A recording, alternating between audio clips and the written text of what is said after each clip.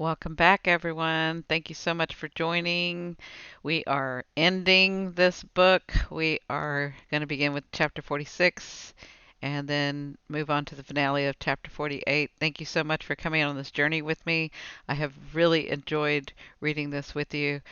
Please comment below if you have any other suggestions about books. I do have a couple that I have in mind, but I'd like to get your feedback. And let me know if you like it better at one chapter, or maybe it's the length of time that you're looking for. Again, this is all new for me on my channel, so I'm trying to gauge what the best way to go about this. But I'm enjoying reading these books. So please, if you would like, share, subscribe, and we're going to move on to chapter 46. We found out who it was. So let's go. Chapter 46. The next day, I set out to fulfill my promise to Constance. It had been late night, not because we were at the police station. Mary, Liz, and Rip had gone in by themselves to make their confessions, but we had waited up to hear from Beatty to make sure it all had been settled. He called around 2 in the morning. The three had confessed to everything. It was over, for us at least. For Constance's family, the journey was just beginning, and, despite everything, I wanted to help. Actually, I was grateful to be helping again. It had been too long. After pedaling around town for nearly an hour, I found John on his lawnmower in front of the library. I didn't have to engage him in a game of chicken to get him to stop this time. I just raised my hand and he cut the motor. He sat back in his seat as I walked my bike over to him, red leaves swirling down around us from the oak tree towering overhead. He took his cap from his head and rubbed his brow with the back of his hand. I'm guessing you've heard Mary confessed last night. I nodded. How are you doing with everything? Still putting one foot in front of the other, he smiled somewhat sadly. Listen, I want to apologize to you for the other day. He frowned in confession. About that letter. About the letter. I made a promise not to tell you where I got it from, but it wasn't fair to you. He rubbed his chin. It was Maureen, wasn't it? She called me this morning. She said she wanted to meet up. Have a word about something important. I'll let her explain everything. If she was ready to talk to John, the tip I had emailed her last night from Constance must have panned out. I'm sorry for my part in it, though. You're not the one who needs to apologize. John picked at a bit of dirt over on his overalls. What a family, huh? I didn't know Mary was in such a bad way. I should have been there for her. And Connie, if only I had known she was trying to reach out to me. It was cruel of Rip to keep that letter from you. I know what he was trying to do. I know he wanted to keep you and Constance at odds. But still, I can't understand it. Nah, you wouldn't. You're a good kid. He shook his head and looked up at the sky. I can't help but think if my mother hadn't died when she did, we all would have turned out different. We could have had happy lives. You still can, John. He looked back at me and smiled. I didn't mean it that way. I'm happy enough doing my thing. I don't have any complaints. I adjusted my grip on my bike. I was actually thinking you might want to expand your thing. He shot me a suspicious look. I was talking to a few people from the town council this morning, and as you well know, they're going to try to turn the house into a museum if it can be restored. But when it comes to the land, Constance requested the old hobby farm to be converted into a petting zoo slash animal rehabilitation site. Now, the Historical Society has a lot of plans for the house, but when it comes to the animal rescue, they're at a loss. A project like that needs someone in charge. John's chin dropped to his chest. You don't mean me? It would definitely have to be someone who's passionate about animals, I said, ignoring his comment. And this person would probably have to make sure the grounds are kept up, So someone with the lawnmower would be ideal. The wrinkles around John's eyes creased as a genuine smile spread across his face, but it dropped just as quickly. Given all that's transpired, I'm not sure Connie would want me in charge of something like that. I have it on pretty good authority that that's exactly what Constance would have wanted. John gave me a sideways look. Pretty good authority, huh? The best, I nodded sharply. You warn women, he smiled. The smile returned to his face as he looked down onto his lap. Do you think that means Connie has forgiven me? My chest tightened. John, I know she has. He peered up at me. Is she at peace? She is, I said with another nod. But I think she'd still like to know that you forgave her, too. I never blamed her for any of it. He pulled a hanky out from his pocket and rubbed his nose. I hope she knows that. Just then, out of nowhere, Dog flew over the top of both of us and cawed loudly. My eyes widened. I think she knows. John laughed. All I always knew there was something funny about that bird. Brynn warned, it's been an age since I've seen you. Beatrice Sunders beamed at me from behind the wooden counter of the town record building as I came to the door. Beatrice was a fixture in Evanfall. She was the type to always have a smile on her face and a hand outstretched ready to help those in need. I had gone to school with two of Beatrice's kids, so even though I was all grown up, she always looked at me with a warm motherly gaze. I had missed that look. How are you doing, honey? I can't complain. I walked towards the counter, matching her smile. How are you? How are the grandkids? Beatrice and I chatted a little while. She loved talking about her grandkids, and I found I loved hearing about them. It really had been too long. After a couple of minutes, she asked, So, what can I do for you today? I had one last promise I needed to fulfill for Constance. This task had been the one that had given me pause in the graveyard. Yet, while I had been taken aback at first, the more I thought about it, the more sense it made to me. I could see why Constance needed me to do this, although I was a little nervous about it, given it probably wasn't entirely legal. Well, I said, opening my message bag, opening my messenger bag and pulling out a single piece of paper.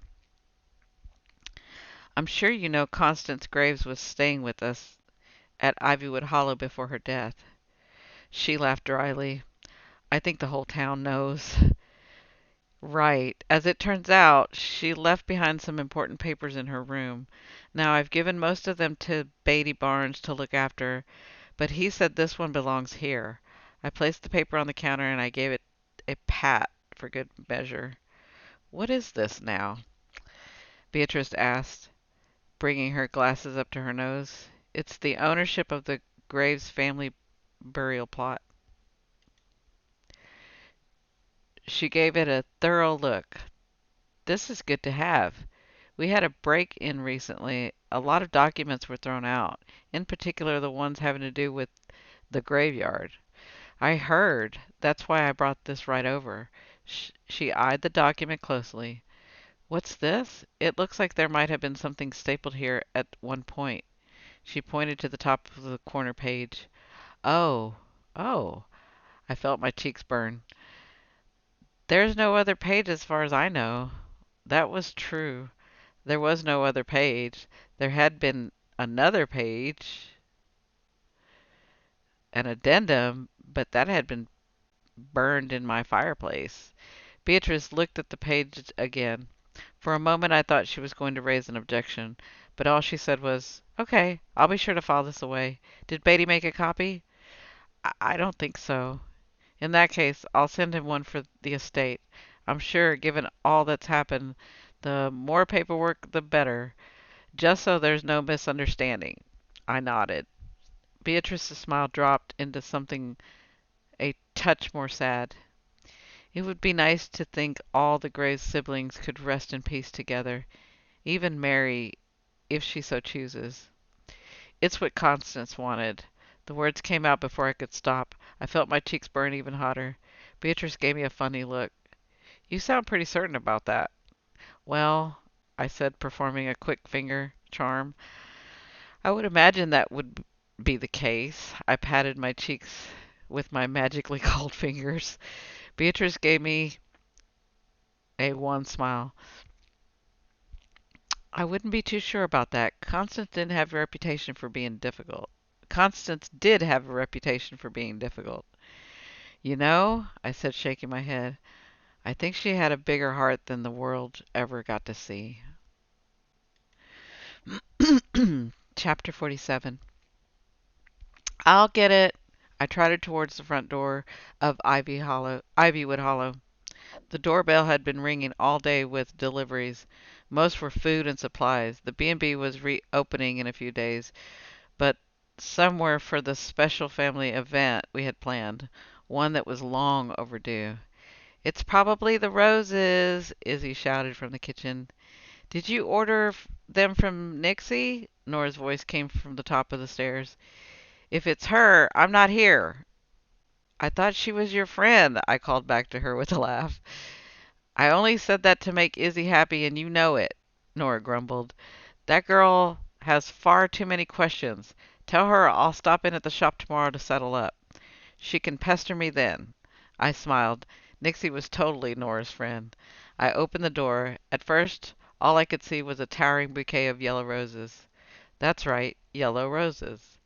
Nora always had plenty of flowers on hand, but she thought it might be nice to have one bouquet as a tribute to Constance, given that she was the one responsible for finally bringing tonight about.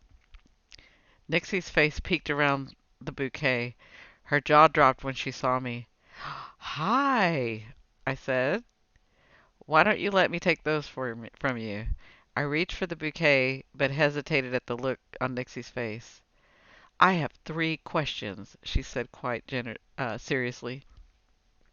Only 3? I asked, taking the arrangements from her and placing them on the floor. First, where did you get that dress? I looked down at my black silk gown. Nora made it for me. Will she make one for me? That actually wasn't one of my questions, but I'm adding that to the list. She might, I said with a smile. It really was a beautiful tailored dress. Do you have an occasion in mind? Who needs an occasion? I will wear it every day. I will wear it every night. I will wear it always and call it my precious. Okay, then, I said with a chuckle. Next question. What is going on here tonight? She asked, trying to peek her head farther in the door. It's something magical, isn't it? I positioned myself to block her view. I have no idea what you're talking about. Brynn, you are killing me. Can I come to whatever this is? I smiled. No, not tonight. Tonight is for family. She sighed, and her eyebrow formed a peak, resembling that of a sad puppy. I hated to admit it, but the girl was growing on me. Was that your 3rd question? I've lost count. I probably just need to accept it, don't I? She said, full voice of resignation as I raised my brow. I'm a witch hunter. You're a witch. You're never going to confide in me. Her shoulders slumped. I'm going to spend my entire life believing in something I've never had proof of. Truth is, I probably did make the whole thing up. I mean, my family thinks I'm nuts. Maybe they're right.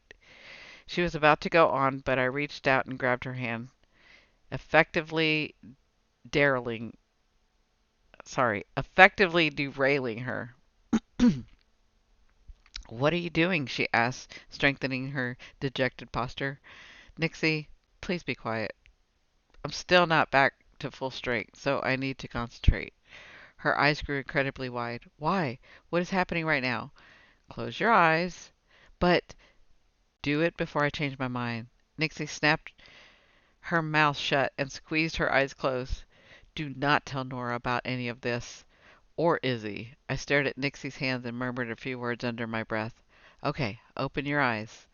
Nixie let out a happy shout. No! No way! It's a flame! Pure joy came over her face as she stared at the small pink flame swirling in her hand. I can't believe this! I smiled. It was a nice little fire, and it perfectly matched the color of her hair. I felt quite proud of myself. I have to do something, Nixie went on. Nobody is going to believe this. I need to take a picture. Just then the flame went out. What happened? She gasped, looking back and forth from her palm to me. Where did it go? I tilted my head to the side. Where did what go? Oh, she said, wagging her finger. I see what you're doing here. It's a secret. I won't tell a soul. You can trust me, Brynn. I laughed. But that can't be it. You have to show me more. I think that's enough for one day, I said, moving to shut the door. Thank you for delivering the flowers. She peeked her face into the closing space. But you will show me more, right? This isn't the end, because I'm pretty sure that was the best thing that has ever happened to me. Good night, Nixie. Good night, Bryn. And thank you for the you know what, she said with a big wink. Talk to you later. I clicked the door shut and leaned back against it. What was that all about? My aunt looking quite beautiful, my aunts looking quite beautiful in their own gowns, were staring at me with their arms crossed over their chest. Nothing. Mm-hmm, Izzy said. Well, let's set up. The moon is almost in sight. I twisted my hands together. She rushed over and gave me a shoulder squeeze. Don't worry, it'll be all right. Nonsense, Nora shouted. We both looked at her. It won't be all right. A smile spread across her face. With the three of us together? 4. We turned to see Gideon coming down the stairs. Both Izzy and Nora's eyes widened at the sight of him. My aunts may have been surprised, but I wasn't. Something had changed in Gideon since we had put out all those fires. We had talked about it, and he was warming to the possibility that he could maybe find a way to live outside of the attic, at least for some of the time. He had been experimenting with his poetry, and he was starting to believe that through it he might be able to get some warning of a larger vision before they came to pass, and it was too late for him to do anything about what they revealed. Like many visions before the vision, like many visions before the visions, so far he had the clues they offered. Sorry. So far, he said the clues they offered were much more opaque, hints to where things might be headed. But he thought with practice it could give him more control over his gift. It was hard to say if it would work or not, but he seemed happy with the prospect of things changing. So that was all that mattered to me. Gideon! Nora gasped. No, he said, holding up his hand. No fuss from any of you, or I'll go back upstairs. Right, Nora said sharply, but her eyes were glistening. As I was saying, Bryn, the 4 of us, together, tonight will be perfect. For Adam, I said. For Adam. I clutched the hands with I clutched hands with Izzy and Nora strode. Sorry. I clutched hands as Izzy and Nora strode over to the roses resting on the floor. She planted her hands on her hip and stared down at the arrangement. Disgusting. She then scooped them up and marched past us, calling out, Well, is everyone coming? We're coming, I said. We're all coming. Chapter 48. We've gathered here on the sacred night to honor one of the finest human the mortal world has ever produced. The garden had been transformed. Small lanterns glowed softly from every tree, and Nora had made sure all of the fall flowers, from the asters to the zinnias, were blooming, bringing color to every corner of the yard and filling the air with a rich, tranquil scent. Adam was more than the husband of our beloved niece. He was the treasured member of our family. I listened silently, twisting my hands together as Nora continued telling the story of my husband's life. She spoke of his passion for teaching, his wonder for the world, and his love for us. Really, it wasn't all that different from his human funeral. The next part, however, would be quite different, and that was the part that had me nervous. All witches' funerals had an enchanted component. a magical tribute given to the one who passed, and I wanted mine to be perfect just in case Adam could see it from wherever he was. I wanted it to be as beautiful as the love he had given me, and I was terrified I would let the both of us down. When the time came, Nora moved to the side, and I stood in front of my family with my hands still clutched together. A thousand thoughts raced through my head. How was I going to do this? Where would I find the strength? Why did I want to do this? I didn't get married to say goodbye, but I pushed them all away to focus on what it was I really wanted to say. There are no words that can ever truly express what Adams brought to the world. What he brought to my life. My voice trembled. My husband was so many things: intelligent, funny, interesting.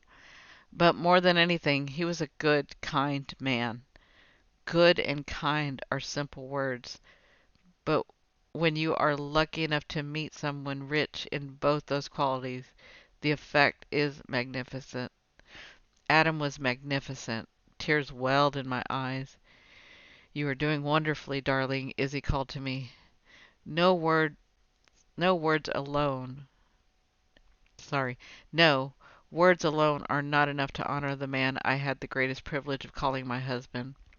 I felt the mystical thrum of energy run through the garden in anticipation of my next words.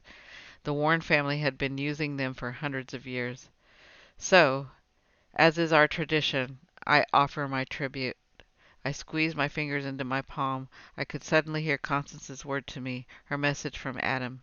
He said, "Tell Brynn that I love her always, and that for my tribute I want her to show me the stars." I stilled my thoughts and focused my energy out into the night sky, to the constellation far above me. Now I just had to bring them down. I closed my eyes. I didn't need to see the illusion I was creating to know what was happening. Tiny luminous points that were millions of light years away would suddenly appear to be floating towards us on Earth. I could feel the magic running steadily through me. In a way I hadn't in a long time. It felt natural again, as easy as breathing. I called the specks of light closer to Earth. My uncle sighed. "It's beautiful, Brynn." "Yes," said Nora. "Adam would be proud. I knew he would." Suddenly I could see so clearly the look on his face the night of the Carmichael's bridge. That was the look he would have given me if he were here. The look that was just for me. The one that told me I was pure magic in his eyes. I would never see it again, not in this lifetime. The enormity of the loss gripped me in a way I hadn't allowed it to in a long time, and I could feel the quickening of the power that had been built inside me falter. The pain was pushing the magic away, crowding it out. That was the thing about grief I had come to know so well. It was always too much. The loss always too big. The pain always takes up too much space. It takes all the room you have until there is nothing left, and then it takes even more. I couldn't hold on to the spell. It had gone from something I could feel and touch inside of me to nothing more than the mist, then mist running through my fingers. Suddenly someone gripped my hand. I opened my eyes. Izzy was at my side. "I can't hold on," I whispered to her. "You don't have to, darling," she said, bringing her clasped hands to her chest. "Let it go. You don't have to keep it inside you any longer." Then someone was holding my other hand. I looked over and met Nora's hazel eyes, sparkling in the light from the lanterns. Excuse me. She held me in her gaze as a single tear slipped down her cheek. She quickly brushed it away, threw back her shoulders, and gave me a brilliant smile. "You can do this, Brynn. You are so strong. A Warren through and through." I couldn't say if I believed her or not, but the strength of her conviction was enough to get me to try. I closed my eyes again and took a long, slow breath. breathing through the tightness in my chest. The spell swirled through me once again. Though faint at first, it quickly built on itself, growing in power until it reached the point that I had knew it had its own life. The sensation wasn't at all like it had been with the wildfire spell, when my magic had been angry, thrashing at me for release. This was balance, joy, harmony, and triumph. It was also love, so much love. All the love I had for my husband but hadn't allowed myself to feel since he passed. When it was time, I released the magic and let it flow out from me into the world. A hush fell over the garden. I opened my eyes. The illusion of countless stars hovered all around us, infusing the garden with unearthly light. It's wonderful, Izzy said, eyes glittering. Well done, Brynn. A magnificent tribute, Gideon added. I wish I had been able to do it sooner. The words came out in a rush, surprising me. I hadn't meant to say them, but I didn't regret them either. I could tell my family was about to object, so I added, that way I could have been sure Adam's spirit would have seen it, even if I couldn't see him. Just then the stars began to spin, slowly at first, but quickly gaining speed. "What's happening?" Izzy asked. "Are you doing that, darling?" I frowned in confusion. "No, I'm not doing anything." We watched as the stars spun faster and faster until the most miraculous thing happened. One after another each star sparked, then exploded into new life. Suddenly we were surrounded by gleaming butterflies, dragonflies, and moths. There were others too, but I didn't know their names. In fact, there was only one person I knew who would have been able to name them all. "I have never seen anything like this," Nora said, marveling at the sight of the tiny creatures swirling around us, leaving trails of golden dust in their wake. Gideon laughed. I've never even heard of anything like this." I held out my hand and a tiny firefly landed on my finger. Adam. The spectacular show only lasted a moment or two longer before the cloud-winged creatures swirled upward to the sky. The firefly hovered low until it was the last one in sight, and then it swirled away too. I stared into the night sky as my family's arms encircled me. It was hard to say how long we stayed that way, looking at the stars. And it would be even harder to speculate how long we would have stayed that way if a bush hadn't rustled behind us. "What was that?" I whispered to my family, still huddled around me. The four of us turned together to see an extremely wide-eyed Mr. Henderson peering through the hedge, his face in between the rods of the iron fence. Oh dear! I pulled myself free from my aunts and uncle and took a step towards him with my hands up in the air. "Mr. Henderson, we can explain everything." "I don't want your explanation. I know what I saw," he said, quickly straightening his glasses on his nose. "I'd heard rumors, but I never believed. Please, don't be afraid." I took another step towards him. "I know you must have a million questions." "No, no, I don't." He held up a finger to hold me back. "There's just one thing I want to know, and I want the truth." The four of us waited in silence. "Are you good witches or are you bad witches?" I let my hands drop to my side. "Mr. Henderson, we're not good witches or bad witches." I shot a look over at my shoulder at Nora. She gave me a wink. "The truth is," I said, turning back to our neighbor, feeling my eyes glow bright green, "we Warrens are the very best witches." Oh, yay! All right, that's the end. Thank you so much for joining me. I'm so glad. I love the ending. Please comment. Let me know how you liked it, whether you didn't, what you want to see next. Thank you so much for taking this journey with me. Talk to you later. Bye.